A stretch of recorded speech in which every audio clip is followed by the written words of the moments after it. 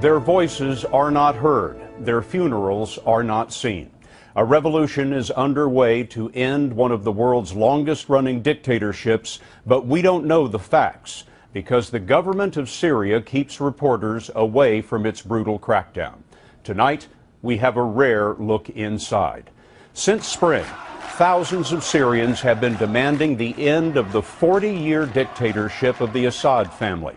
The UN estimates that since the uprising began, Syrian forces have killed 4,000 civilians. And just today, the opposition claimed 60 deaths in the city of Homs.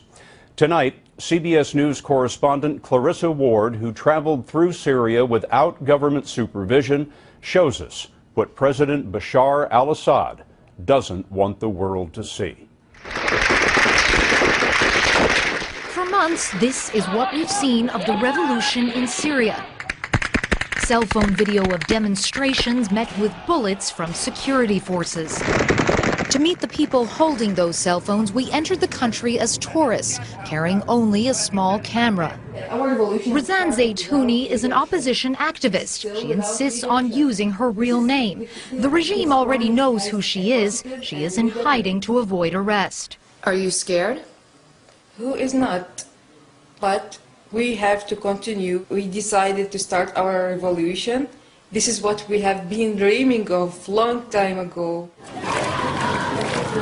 She took us to the Damascus suburb of Douma, to the funeral of a 16-year-old boy these people say was shot by security forces at a protest the day before.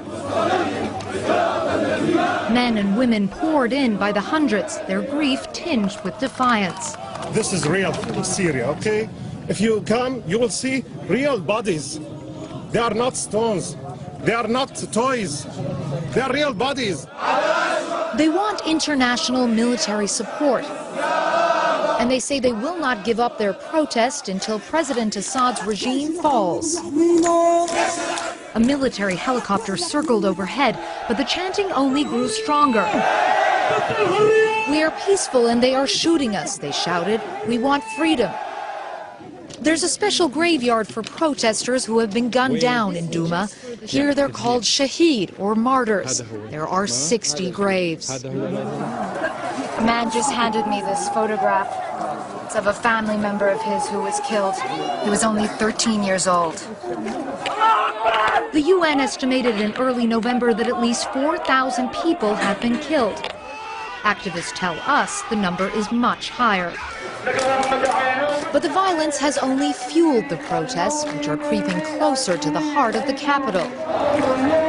Just outside of Damascus and suburbs like this, people are out here every single night, and they're demanding an end to the regime. These protesters had rarely seen reporters from outside the country. They handed us notes. We don't shed tears for the martyrs, we shed tears for the cowards, one read.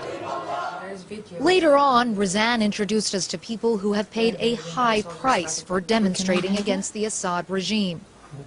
This 20-year-old was shot 3 times at this protest in July, captured on a cell phone. 5 months later, he is bedridden, but he says the minute he can walk, he will be back on the streets, marching for freedom. Nizam al-Shaytan. He says the regime is the devil.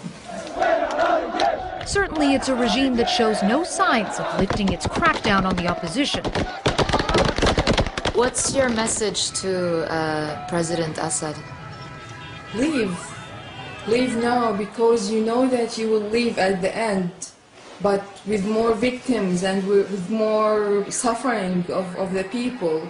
So just leave and leave us to start our new future, our new country. You got enough of our blood. Clarissa Ward joins us tonight. Clarissa, what do these people want from the Assad government? Well, I think in the short term, clearly, they want for Assad's regime to be overthrown. But more broadly speaking, this is really a battle for freedom. And I spoke to one young man, and he said something that really stuck with me. He said, you know, the main purpose of this, all we really want is to be able to speak our minds without being afraid. You were traveling alone, linking up with the opposition. Tell me a little bit about what that was like. It's incredibly challenging because all of the opposition activists who I was with are wanted by Assad's forces. And what you don't necessarily see in that report are that just outside the capital, there are checkpoints every other block. And if these activists get stopped at one of those checkpoints, it means certain arrest. Clarissa Ward, thank you very much. The Obama administration has said that Bashar al-Assad must go. Tomorrow, Secretary of State Hillary Clinton will meet with Syrian exiles in Geneva. And tomorrow on this broadcast, we will have more from inside Syria.